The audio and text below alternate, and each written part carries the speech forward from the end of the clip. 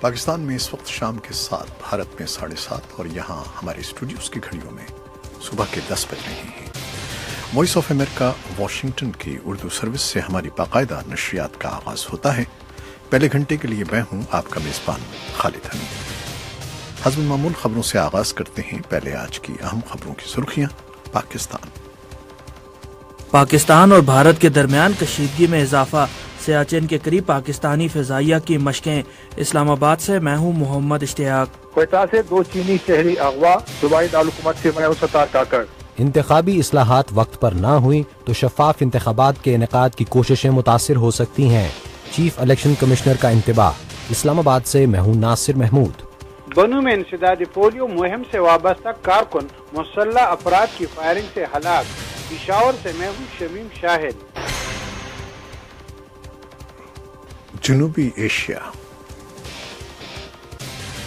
اسلام آباد high court نے عظما کو بھارت جانے کی اجازت دے دی۔ اسلام آباد سے میں ہوں محمد جلیل۔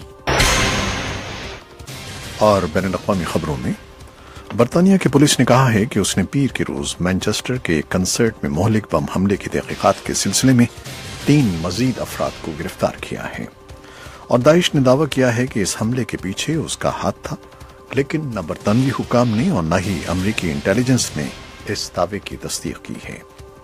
فلپائن کے ایک جنوبی شہر میں شدت پسندوں نے ایک مسیحی برادری پادری سمیت چرچ جانے والے 1 درجن سے زائد افراد کو اغوا کر لیا ہے۔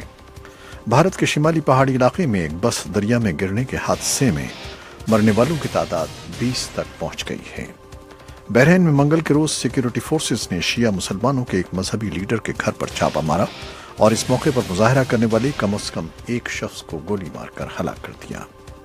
میانمار میں 21ویں صدی پینگلانگ امن کانفرنس کے دوسرے دور میں بدھ کے روز دارالحکومت نیپی تھا میں آنگ سان سوچی نے صدارت کی، اور اس میں اجلاس پر مایوسی چھائی رہی کیونکہ پچھلے سال کے اجلاس کے بعد سے کوئی پیش رفت نہیں ہوئی تھی۔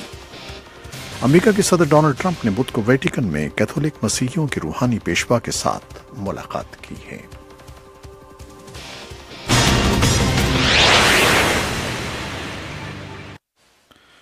خبریں اب تفصیل کے ساتھ۔ ایک ایسے موقع پر جب 2 جوہری ہمسایہ ملکوں کے درمیان سرحدی کشیدگی میں اضافہ ہو رہا ہے، میڈیا رپورٹ میں بتایا گیا ہے کہ پاکستانی ایئر فورس کے جیٹ طیاروں نے دنیا کے سب سے اونچے محاذ سیاچن کے قریب پروازیں کی ہیں۔ بھارت کا کہنا ہے کہ پاکستانی طیاروں نے سرحد کی خلاف ورزی نہیں کی۔ مزید تفصیلات بیان کر رہے ہیں اسلام آباد سے محمد اشتیاق۔ بھارت کی طرف سے کشمیر میں لائن آف کنٹرول پر پاکستانی فوج کی ایک چوکی پر حملے کے دعوے کے بعد دونوں ملکوں کے درمیان کشیدگی میں ایک مرتبہ پھر اضافہ ہو گیا ہے۔ بھارتی فوج کے ترجمان نے منگل کو دعویٰ کیا تھا کہ کشمیر میں line of control per Nowshera sector میں پاکستانی فوج کی ایک چوکی کو نشانہ بنا کر تباہ کیا گیا ہے، لیکن پاکستانی فوج کے ترجمان نے اس دعوے کو جھوٹ قرار دے کر مسترد کر دیا تھا۔ بھارتی فوج کے اس دعوے کے بعد بدھ کو پاکستانی فضائیہ نے سیاچن گلیشیئر کے قریب فضائی مشقوں کا آغاز کیا، اور اس موقع پر پاکستانی فضائیہ کے سربراہ ایئر چیف مارشل سہیل امان نے بھی ایک معراج طیارہ اڑایا۔ پاکستانی جیٹ طیاروں نے سیاچن کے قریب پروازیں کی، تاہم بھارتی فضائیہ کی طرف سے کہا گیا کہ پاکستان کے جیٹ طیارے اس کی فضائی حدود میں داخل نہیں ہوئے۔ سیاچن کے قریب سکردو کے علاقے میں پاکستانی فضائیہ کے اڈے کا شمار ملک کی فارورڈ آپریشن بیسز میں ہوتا ہے۔ ایئر چیف مارشل نے سکردو میں واقع اس فضائی اڈے پر صحافیوں سے گفتگو میں کہا کہ دشمن کی طرف سے کسی بھی جارحیت کا پاکستان کی طرف سے بھرپور جواب دیا جائے گا۔ ان کا کہنا تھا کہ پاکستانی فضائیہ ملک کی سرحدوں کے تحفظ کے لیے تیار ہے۔ ایئر چیف مارشل نے کہا کہ یہ موسم گرما کی معمول کی فضائی مشقیں ہیں، تاہم ان کے بقول فضائیہ کسی بھی خطرے سے نمٹنے کے لیے تیار ہے۔ دریاسنا منگل کو امریکہ کی ڈیفنس انٹیلیجنس کے director lieutenant general Vincent Stewart نے سینٹ کی آرم سروسز کمیٹی کی ایک بریفنگ کے دوران کہا کہ بھارت پاکستان کو سفارتی سطح پر تنہا کرنے کے علاوہ پاکستان کے خلاف تادیبی کارروائی پر بھی غور کر رہا ہے۔ اس بارے میں حکمران جماعت مسلم لیگ نون کے رکن قومی اسمبلی رانا افضل نے وائس آف امریکہ سے گفتگو میں کہا کہ اب جبکہ ایک امریکی جنرل نے اس خدشے کا اظہار کیا ہے تو ان کے بقول پاکستان کو اس معاملے کو اقوام متحدہ کی سطح پر اٹھانا چاہیے۔ میرا خیال ہے کہ اگر امریکن انٹیلیجنس یہ اس نتیجے پہ وہ پہنچے ہیں کہ انڈیا ایک لمیٹڈ اٹیک کی پلاننگ کر رہا ہے پاکستان کے اوپر، تو یہ بڑی تشویشناک بات ہے، کیونکہ پاکستان میں ہم ان چیزوں کو بڑا لائٹلی لے رہے ہیں. ہم سمجھتے ہیں کہ انڈیا جو ہے ایسی غلطی نہیں کرے گا. تو میں سمجھتا ہوں کہ پاکستان کو سیکیورٹی کاؤنسل کو بھی ساؤنڈ کر دینا چاہیے کہ اگر امریکہ کے اندر یہ پرسیپشن ہے کہ ہندوستان ایک لمیٹڈ کانفلکٹ کی تیاری کر رہا ہے، تو we should advise the security council and the general assembly کہ یہاں جنگ کا خطرہ ہے. پاکستان اور بھارت کے درمیان گزشتہ ستمبر سے کشمیر میں لائن آف کنٹرول کے علاوہ ورکنگ باؤنڈری پر صورتحال کشیدہ ہے اور دونوں جانب سے فائرنگ و گولہ باری کے تبادلے میں نہ صرف سیکیورٹی فورسز کے اہلکار بلکہ عام شہری بھی مارے جا چکے ہیں. محمد اشتیاق، وائس آف امریکہ، اسلام آباد. نامعلوم افراد نے کوئٹہ سے چینی زبان سکھانے والے 2 ٹیچرز کو اسلحے کے زور پر اغوا کر لیا ہے. اس واقعے میں ان کا سیکیورٹی گارڈ زخمی ہو گیا. مزید تفصیلات جانتے ہیں کوئٹہ سے ستار کاکڑ کی اس رپورٹ میں. صوبہ بلوچستان کے دارالحکومت کوئٹہ سے نامعلوم افراد نے ایک چینی جوڑے کو اغوا کر لیا.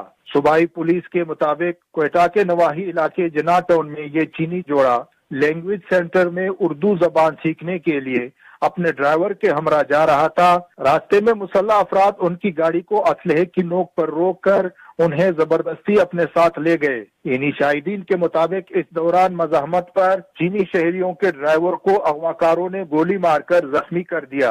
صوبائی دارالحکومت کے ترجمان انور اللہ کاکڑ کا کہنا ہے کہ یہ چینی جوڑا 7 ماہ سے کوئٹہ میں مقیم تھا اور بدھ کو دونوں میاں بیوی صوبائی دارالحکومت کے علاقے پٹیل روڈ پر اردو زبان کی کلاس لینے کے لیے ایک سینٹر جا رہے تھے کہ اس دوران مسلح افراد نے ان کو اغوا کر لیا. آج صبح پٹیل روڈ سے ایک لینگویج سینٹر جہاں پہ یہ اردو سیکھنے کے کورس کو اٹینڈ کر رہے تھے جا رہے تھے، تو راستے میں ان کو انٹرسیپٹ کیا گیا اور اغوا کیا گیا. سرچ کر رہے ہیں لیکن ابھی تک کوئی نیوز نہیں ہے. انہوں نے مزید بتایا کہ بلوچستان میں کام کرنے والے چینی باشندوں کو صوبائی حکومت تحفظ فراہم کرتی ہے، لیکن اس جوڑے کے ساتھ اغوا کے وقت کوئی سرکاری محافظ نہیں تھا. پولیس حکام کے مطابق اس واقعے کی اطلاع ملتے ہی شہر کے تمام داخلی اور خارجی راستوں کی ناکہ بندی کر دی گئی ہے، جبکہ شہر کے مختلف علاقوں میں چینی باشندوں کی تلاش کے لیے کارروائی کی جا رہی ہے. اس اغوا کے محرکات فوری طور پر واضح نہیں ہیں. اطلاعات کے مطابق پاک چین اقتصادی راہداری کے منصوبے سے وابستہ خاصی تعداد میں چینی شہری بلوچستان میں کام کرتے ہیں، اگرچہ ان کی حفاظت کے لیے اضافی خصوصی انتظامات بھی کیے جاتے ہیں، لیکن اس کے باوجود چینی شہریوں کے تحفظ کے بارے میں خدشات کا اظہار کیا جاتا رہا ہے. کوئٹہ میں اس سے پہلے بھی اغوا برائے تاوان کی وارداتیں ہوتی رہی ہیں. چند ماہ پہلے صوبائی وزیر بلدیات سردار غلام مصطفیٰ ترین کے بیٹے کو بھی اغوا کیا گیا تھا، جبکہ اس سے قبل سیاسی رہنماؤں کے علاوہ ہندو برادری کے تاجروں کو بھی اغوا کیا جاتا رہا ہے، جو بعد میں باری تاوان کی ادائیگی کے بعد رہا ہوتے رہے ہیں. Sattar Kakar, voice of America, Quetta.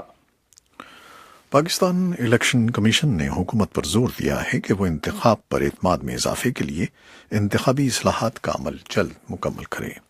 انتخابی اصلاحات پر کام کرنے والی ایک پارلیمانی کمیٹی کو سیاسی جماعتوں کی مشاورت سے ابھی اپنی سفارشات مرتب کرنا ہے. اسلام آباد سے یہ رپورٹ دی ہے ناصر محمود نے. چیف الیکشن کمشنر سردار رضا خان نے متنبع کیا ہے کہ اگر انتخابی اصلاحات کا قانون بروقت منظور نہیں کیا گیا تو آئندہ عام انتخابات کے آزادانہ اور شفاف انعقاد کی کوششیں متاثر ہو سکتی ہیں.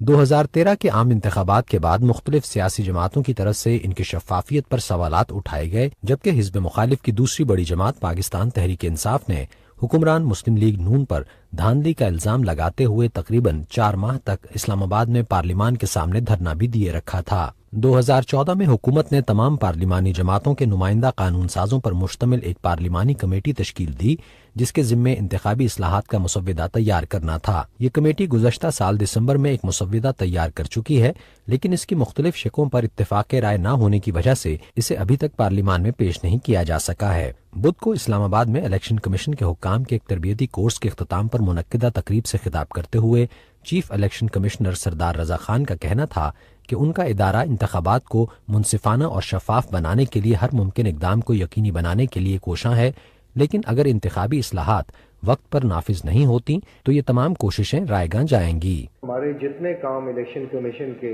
قانونی طور پر ہمارے ذمہ ہیں، ان سب کا انحصار آئندہ لا ریفارمز پر ہے۔ اگر لا ریفارمز ٹھیک ٹائم پہ نہ ہوئی تو آپ کی اور ہماری یہ تمام کوششیں جو ہیں یہ رائے گاں جائیں گی۔ اس سلسلے میں حکومت سے اور تمام متعلقہ اداروں سے گزارش کروں گا کہ وہ الیکٹورل ریفارم کو جلدی پاس کریں، اس پہ قانون کو جلدی پاس کریں تاکہ ہم اس کے مطابق ایک فیئر اور ٹرانسپیرنٹ الیکشن کرا سکیں۔ انتخابی اصلاحات میں عبوری حکومتوں کے قیام کے طریقہ کار سمیت انتخابی عمل کے لیے لائحہ عمل درج ہوگا۔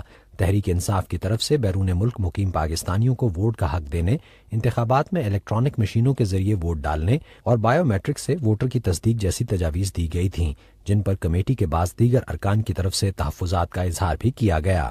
تاہم رواں ماہ کمیٹی کے ہونے والے اجلاس میں انتخابی اصلاحات کو جلد پارلیمان میں پیش کرنے کی توقع کا اظہار بھی دیکھنے میں آ چکا ہے۔ حکمران جماعت مسلم لیگ نون کے سینیٹر اور انتخابی اصلاحات کمیٹی کے رکن سلیم ضیاء نے وائس آف امریکہ سے گفتگو میں کہا کہ کمیٹی اپنا بہت سا کام مکمل کر چکی ہے اور امید ہے کہ بجٹ کے بعد یہ مسودہ پارلیمان میں پیش کر دیا جائے گا۔ میں سمجھتا ہوں کہ ہم وہ ٹارگٹ میٹ کر لیں گے۔ اس میں ایک چیز جو آ گئی ہے، بجٹ سیشن جب آ جاتا ہے تو بہت ساری چیزیں جو ہیں وہ بیک برنر پہ چلی جاتی ہیں۔ جیسے ہی بجٹ سیشن ختم ہوگا فوراً بعد اس پر مکمل طور پر بلکہ فل ٹائم اس پر کام شروع ہو جائے گا۔ آئندہ مالی سال کا وفاقی بجٹ جمعے کو ایوان میں پیش کیے جانے کی توقع ہے۔ آئین کے مطابق آئندہ عام انتخابات 2018 کے وسط میں ہونے ہیں۔ ناصر محمود، وائس آف امریکہ، اسلام آباد۔ امریکہ کے صدر ڈونلڈ ٹرمپ نے بدھ کو ویٹیکن میں کیتھولک مسیحیوں کے روحانی پیشوا کے ساتھ 30 منٹ تک ملاقات کی۔ وائس آف امریکہ کے نمائندے سٹیو ہرمن کی ایک رپورٹ کے ساتھ اسد حسن۔ صدر اور پوپ نے جو پہلی بار ایک دوسرے سے بالمشافہ ملاقات کر رہے تھے، ایک دوسرے کے ساتھ مصافحہ کیا۔ پوپ سنجیدہ نظر آئے جبکہ مسٹر ٹرمپ خوشباش۔ صدر نے پوپ کی نجی مطالعہ گاہ میں نشست کو اپنے لیے اعزاز قرار دیا۔ دو طرفہ ملاقات کے بعد اس نشست میں امریکی وفد کے اراکین بھی شامل ہوئے، بشمول خاتون اول میلانیا ٹرمپ اور وزیر خارجہ ریکس ٹیلرسن کے۔ اس ملاقات میں تحائف کا بھی تبادلہ کیا گیا۔ پوپ نے صدر ٹرمپ کو متعدد کتابیں تحفے میں دیں جو ٹرمپ نے وعدہ کیا کہ وہ ان کا مطالعہ کریں گے۔ اسی طرح پوپ نے میڈل آف آلیو جو امن کی علامت ہے وہ بھی ٹرمپ کو دیا۔ ٹرمپ نے کہا کہ وہ امن کو کام میں لا سکتے ہیں۔ دونوں رہنماؤں کے درمیان گزشتہ سال اس وقت سخت جملوں کا تبادلہ ہوا تھا جب ٹرمپ نے انتخابی مہم میں میکسیکو کی سرحد کے نزدیک دیوار تعمیر کرنے کی منصوبے کی وکالت کی تھی۔ اس پر پوپ نے کہا تھا کہ جو شخص بھی پلوں کی بجائے دیواریں تعمیر کرنا چاہتا ہے وہ مسیحی نہیں ہے۔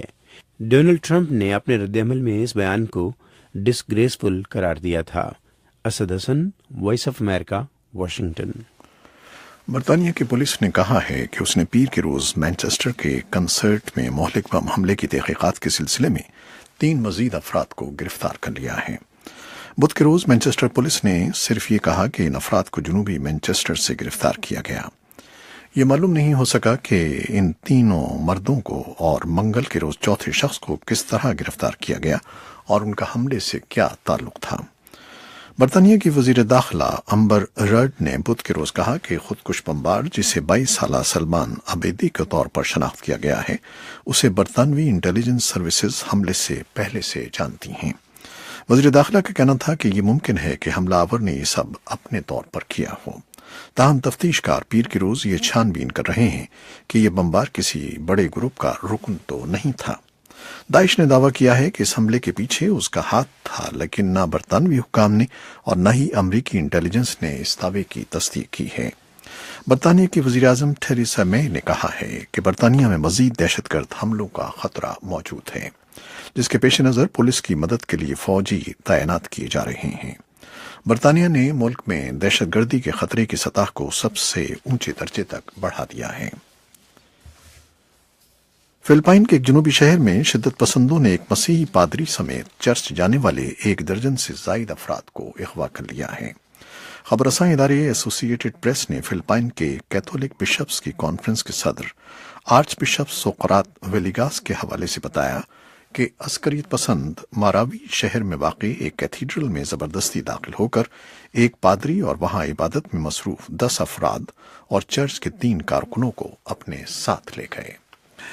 اس کے ساتھ ہی فیس بک لائیو سے خبروں اور رپورٹوں کا یہ سلسلہ اب ختم ہوتا ہے۔ ویب سائٹ پر اور ریڈیو پر ابھی ہماری یہ نشریات جاری ہیں۔ خالد حمید کو اجازت دیجیے گا۔ اللہ حافظ۔